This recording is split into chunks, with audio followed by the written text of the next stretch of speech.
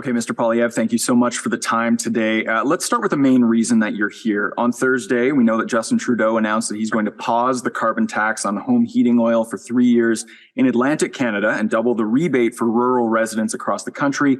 You want the Liberals to go a lot farther than that and scrap the carbon tax entirely. Why?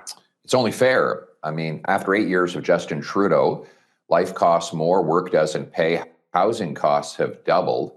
And part of the reason is his carbon tax, which drives up food, gas, and groceries. Now he wants to quadruple that tax to 61 cents a liter. Now, what I've said is we'll decide the future of the carbon tax in the next election.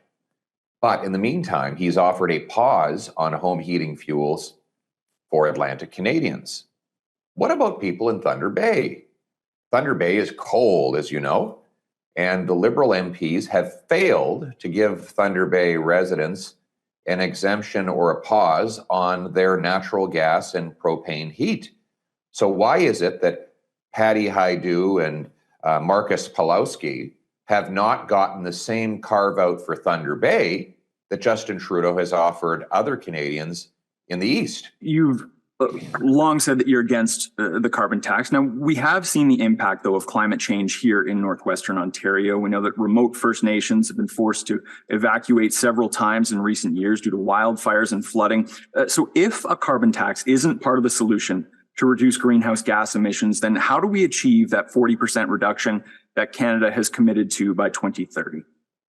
We need to greenlight green projects here in Canada so that we can produce more emissions-free nuclear, hydroelectric, tidal wave power that can feed our grid with green, carbon-free energy, and that can help power our economy. That'll be a way of making carbon-free energies more affordable rather than making traditional energy more expensive.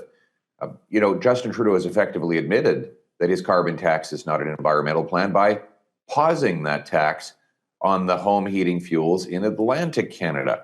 But Liberal MPs in Thunder Bay have not got the same carve-out for the residents there. So we have a question for Patty Hajdu.